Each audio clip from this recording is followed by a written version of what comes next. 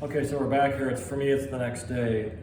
So already, these canvases this year are just really chalky, and I'm literally totally dry here. So that's just going to be the norm. Working wet on dry sometimes, unless you're literally planning on. And then once we do get a full coat of oil paint and it sort of sets up and cures, everything that you do after that will stay open longer or stay wet longer. I want you to notice something here. If you just isolate this little triangle right here and you kind of isolate it here, even if you squint your eyes a little bit while you're looking at this video, you're going to notice that her shirt almost sort of becomes almost one with the her shadowed neck there, okay? And that's also happening in the photograph. So those kinds of relationships are really what we want to see. In other words, we don't want to see the skin pop off the black shirt too much. It's not happening in the photo, and it should not be happening in the painting. So that's kind of a nice little test as to whether or not you're kind of on track with what you're going to be doing. So now what I'm going to do is I'm going to kind of get back into Natalie's face here and start going into some of the darks that I see that are occurring. I'm going to hold off on her hair for a bit until later. So I wanted to get a little bit of work done on her face. Over here on my palette, I did have to go ahead and put some foil down because my colors were already dry. So I'm going to have to go ahead and mix those up again. But again, you're gonna notice that it's there's a lot of repetition. You know, you're going to go through and boy, it must be pretty warm in here or dry in here because this stuff is drying really fast. But anyway, you're going to find yourself just repeating this process over and over and over. Same colors, same kind of process, and just slightly different tweaks as we go through. So I'm just going to kind of settle into a deep dark color like I was doing before. Because I'm not going to be in that black range, I'm going to go ahead and grab a little bit of white and introduce that in. And I've got this sort of just random orange. I'm really not paying attention to color yet, sort of a brownish orange. And just to kind of hold it up and see where I'm at with this. And, you know, I'm not really anywhere near where I need to be. So let's just kind of bring in some yellow. Let's go grab a little bit more white.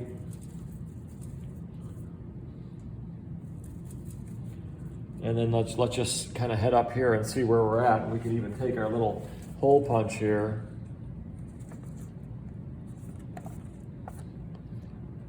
Okay, and you can see I'm nowhere near dark enough, so I'm going to bring in some of my darker colors, which is going to be my ultramarine and my alizarin. Let's get a little bit more ultramarine. Okay, let's come into this color here again, and that's looking pretty good.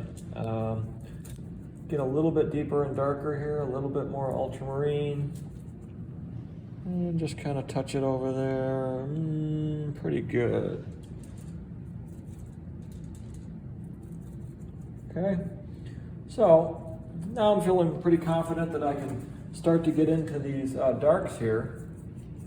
And again, when we first lay these on in this painting, it's going to really pop off your face and really appear to be overly dark. And again, that will change as you fill in the surrounding colors. So I want to go ahead and be pretty cognizant of what I'm doing here.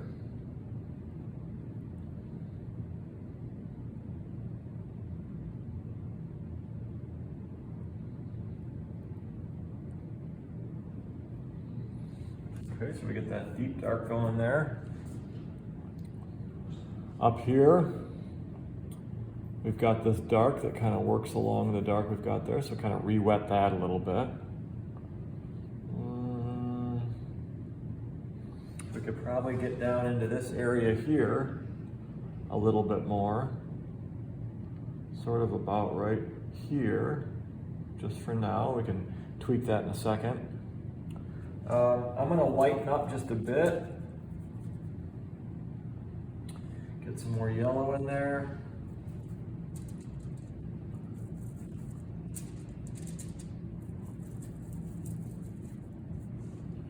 See how I'm looking there? Go back to my little hole punch thing. Okay.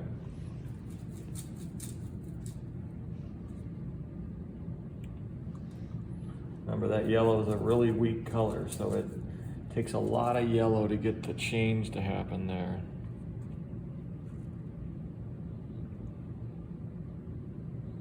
Almost need a little bit more blue, get almost like a little bit of a green cast here.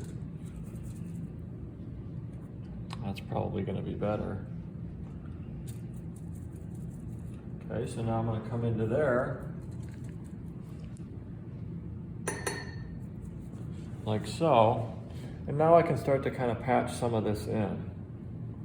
So I'm going to come up here. I can bring that down to there for now. Let me get a little bit more of this made. And you want to be careful that you're mixing enough color. People have a tendency to not make enough color and then they regret it later. Okay, this is looking pretty good. So again, we can come down into this area here. And I'm not just making this stuff up. This is all what I see on the photograph. I'm noticing that her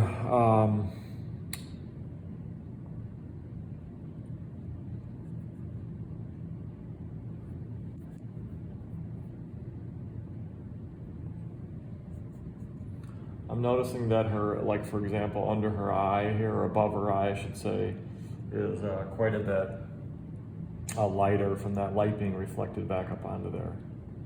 And as you're putting this together, you're going to notice that, you know, you're kind of, sometimes you're off a little bit here and there. You just have to kind of keep working it until you're happier with what you get. So down here on the shadow on her chin isn't quite as dark as it is up there. So I'm going to go ahead and plug that in.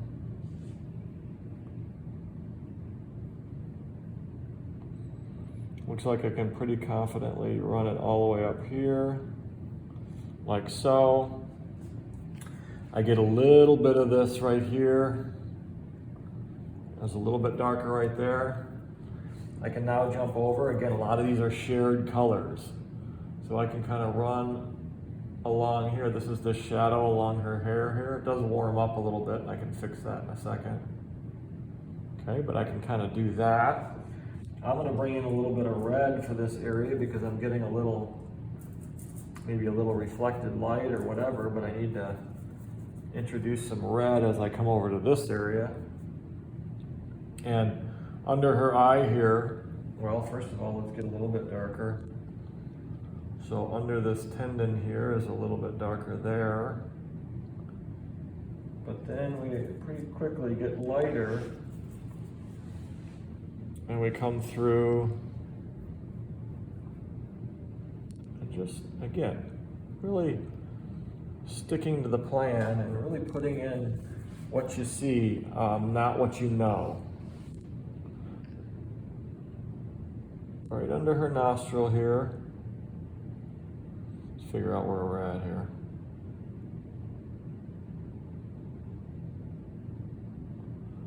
Wraps around her nostril there.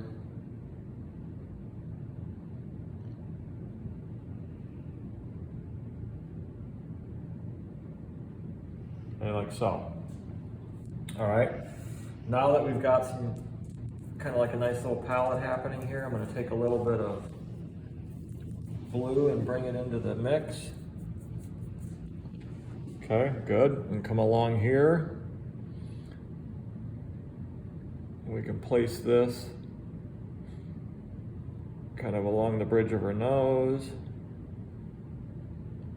And again, being very careful that I'm not getting ahead of myself too much here. I can put that in. That needs to be lighter, so I don't want to touch that. This needs to be lighter, lighter, lighter. I need to be a little lighter there. I could probably go in and get some of that red into here, and I can probably put a little bit of this shadow up like that. And again, I can fix this in a second. I'll show you how. Come down like that. little bit of this blue and just little tweaks here and there that make all the difference in the world. This has got to be in there, a little bit of blue, get a tiny bit of white. There we go. We're making these little kind of custom colors here over to the side. But in there we get this shadow comes in like that. Under her nose ever so slightly, but there's a little bit of something there. Now that I've got it, why don't I get this?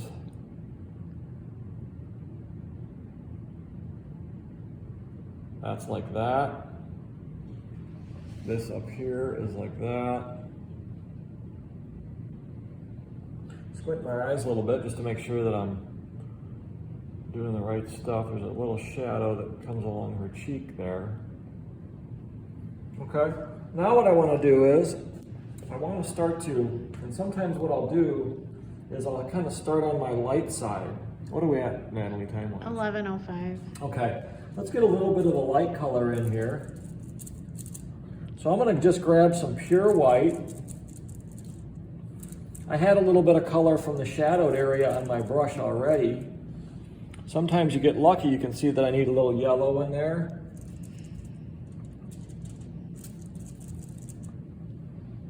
That's looking pretty darn good right there, okay?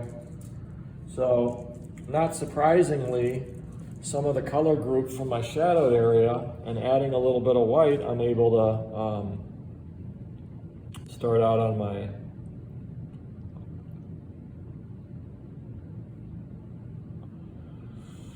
So in the same spirit, I'm coming through here and plugging in my lights, but I'm not just haphazardly doing it. I'm paying very close attention to my photograph and only putting in lights where and when I see them. And they're not all the same, so you gotta make the distinction from one white or light to the next. Okay, let's get a little bit of pink in there. All right, good. So that's going to be in there like that, kind of like along her nose here.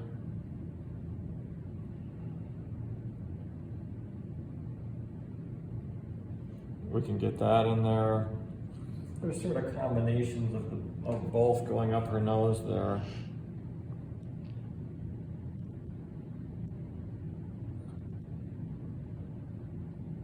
Along the bottom of the nose there. And just kind of plugging this stuff in. Let's add a little bit of yellow. We've got the color, the old color from the darks, so I'm adding it to my lights now, and I'm kind of just working in between. Maybe a little bit more, tiny bit of yellow. And I can come into some of these other areas here. We've got this light up here. We're going to sort of work between like that.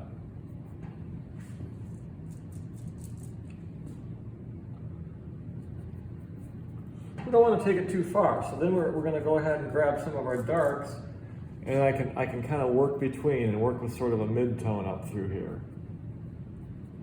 Start to smush that together a little bit. Again, I've got that kind of mid-tone color.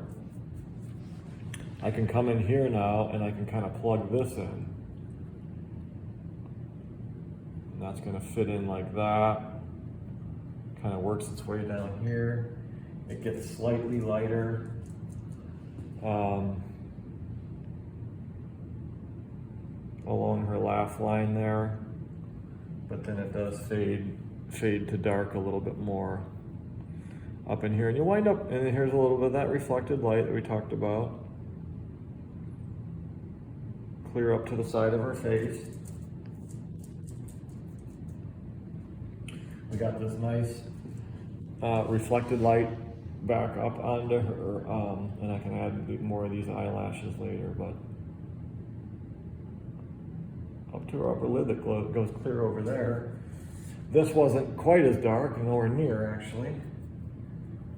So we don't want to just apply the same lights and darks to every area. You really want to be very selective about how you control your tones from light to dark. Really important part of this painting where you can really lose it pretty quickly. Piecing that together like that. A lot of times cheeks and lips have like a little bit of flush to them. So a lot of times there's a little bit more of a, probably honestly a little bit more blood going through them. And yeah, there's just this sort of network of stuff going on here. I'm going to take pure white. I've got pure white just sitting right here, so I can go ahead and kind of freestyle with some white here too, just to get some of those highlights and lowlights going. Again, kind of a big network of light and dark happening here that I can. This is all dark, so I'm just going to punch that out there. Just need some yellow here.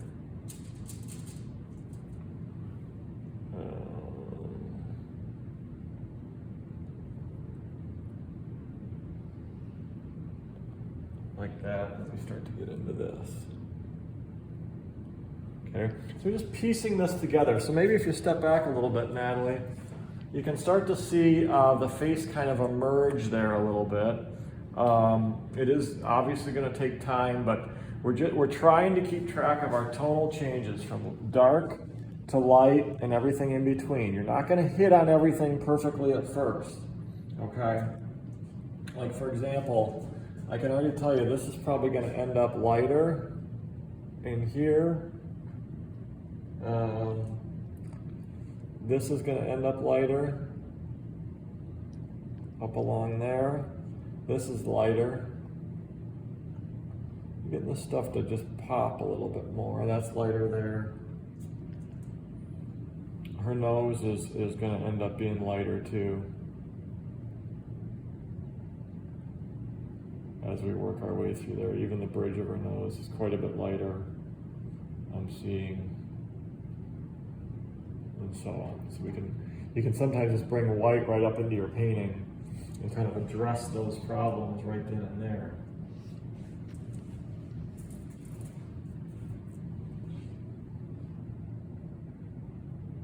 Oops.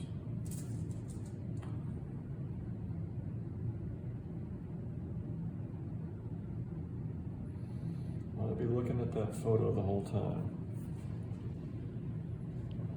Okay, so I'm going to play with this a little bit more, kind of outside the video. I'll do a little bit of blending where I just want to I don't want to walk away and have these sharp edges. I'll just soften it just a little bit, and then it'll tack up and probably dry up a little bit. And then in my next session, I'm going to kind of go at it again, fix some problems, and then I'll start to get into a little bit more detail and start to really push and pull highlights out, push lowlights back in. And spend some time on the face there, and then we'll get into the hair and the rest of the painting. So thank you, and I'll see you on the next video.